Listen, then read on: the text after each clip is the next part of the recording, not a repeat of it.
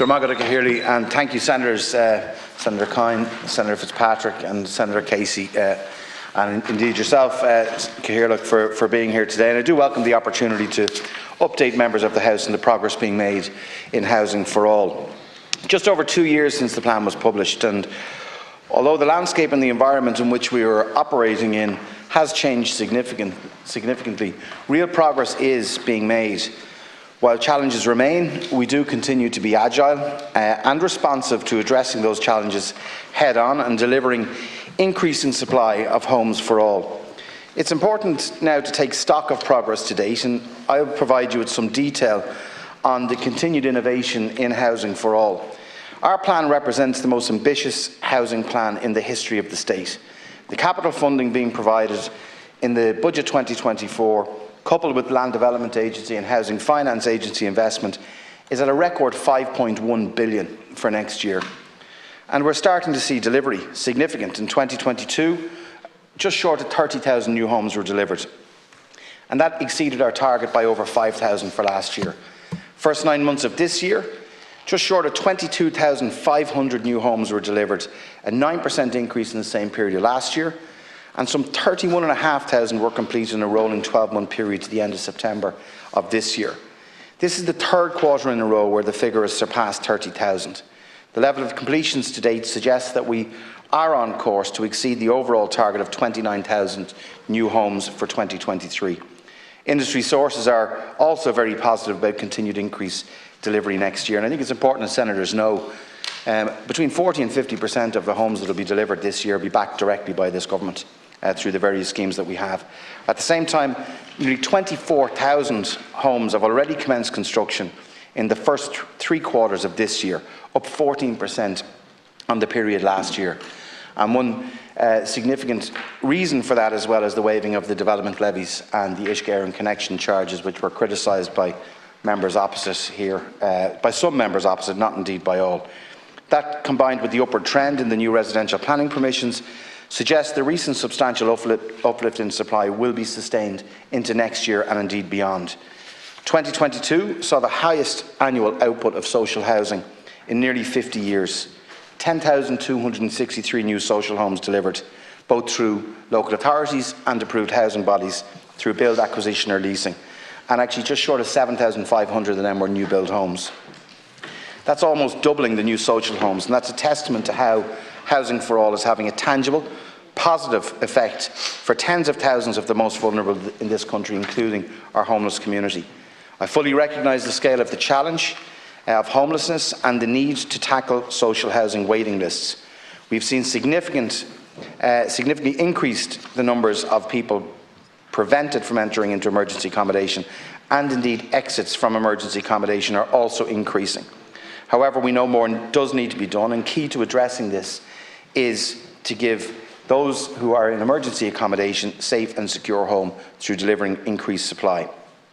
Housing for All will deliver 90,000 new social homes between now and 2030, more than 54,000 affordable homes. And right now, as I'm standing here talking to Senators, about 22,600 social homes are either on site or at various stages within design and procurement. Increasing home ownership is one of the key pillars of our plan, and providing affordable homes for our people is one of the government's top priorities. More than €760 million in direct affordability and home ownership funding for next year, 2024, has been allocated, and that will support affordability initiatives that we put in place. The First Home Scheme, launched in July 2022, just over a year, will support at least 8,000 affordable house purchases over the lifetime of the scheme. And since its introduction, we've just short of 7,000 people and families have registered their details with the scheme, and really importantly, just short of 3,000 households have been approved and are eligible and are buying their homes through the First Home Shared Equity Scheme. The First Home Scheme has been extended also to include those building their own homes, and we've already seen double-digit approvals in this space, and it shows the government commitment to increasing home ownership. Home ownership is a just and honest aspiration for people and households to have, and it's something that should be supported. Local authority home loans being enhanced either, and I think we can do more in that space, making it easier, particularly for singles, to get a mortgage. The scheme supports first-time buyers on low and moderate incomes who are unable to secure mortgages. and over 600 home loans were drawn down last year. Affordable purchase schemes are coming on stream right across the local authority area, and over €350 million has been approved under the Affordable Housing Fund, and so far we've 67 projects over 20 local authorities, which will deliver over 4,000 affordable homes to purchase through our local authorities, and that's being added to every week. Actually, last week I approved an additional €82 million for 500 additional houses, and we'll have more announcements next week. Help to Buy scheme has been extended, and I welcome that, that government have made that decision.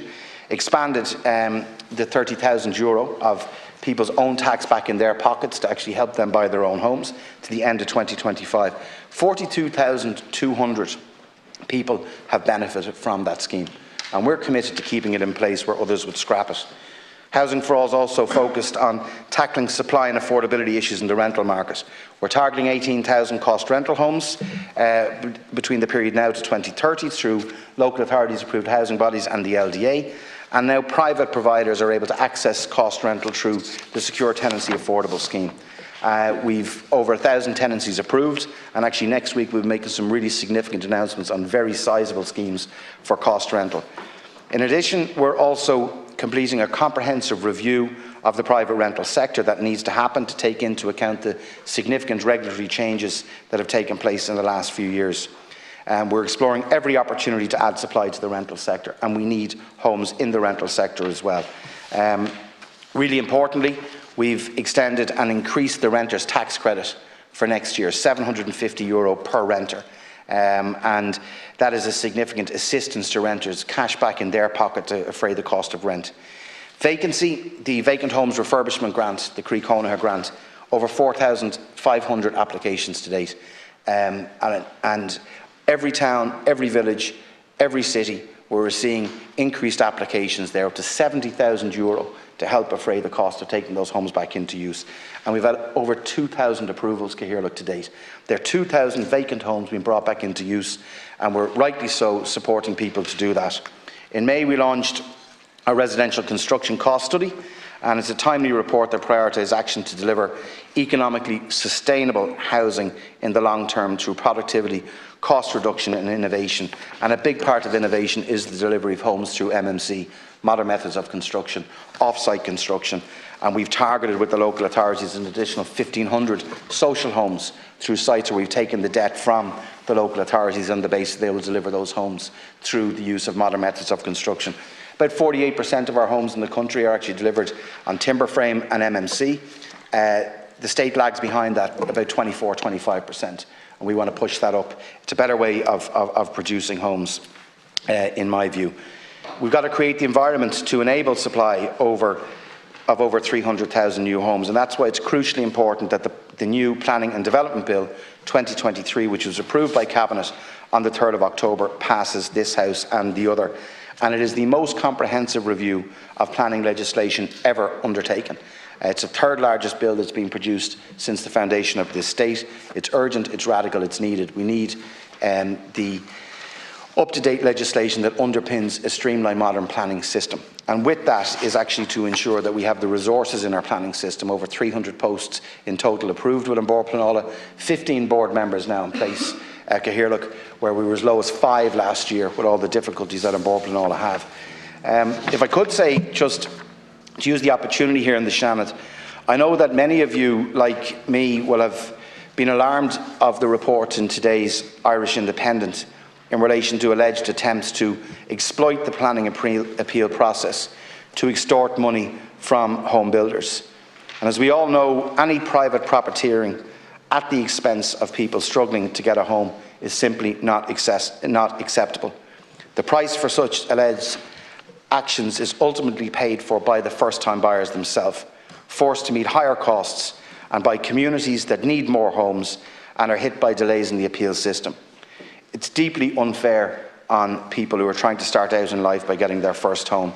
I have received assurances from the Attorney-General that matters such as these that were reported today are provided for under current law, notably Section 17 of the Criminal Justice Public Order Act, which states, and I quote, "It shall be an offence for any person who, with a view to gain for himself or herself or another, or with the intent to cause loss to another makes any unwarranted demand for menaces.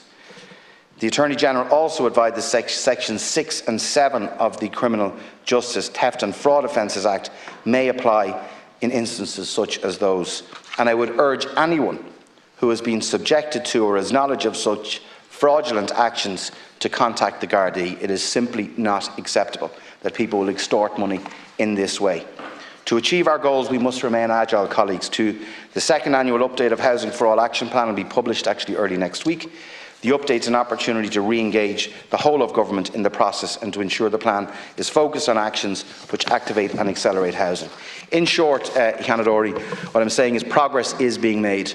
By any fair observation and estimation, one can see that house completions, commencements are increasing and increasing substantially.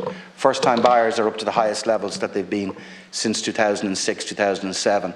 We delivered more new social homes last year than we've done since 1975, and we will do more this year as we actually move on with new forms of tenure, like cost rental indeed. So I welcome the opportunity to address the Seanad this afternoon and to present progress on Housing for All, and look forward to the Senators' contributions and indeed their input into this. Thank you very much, Minister.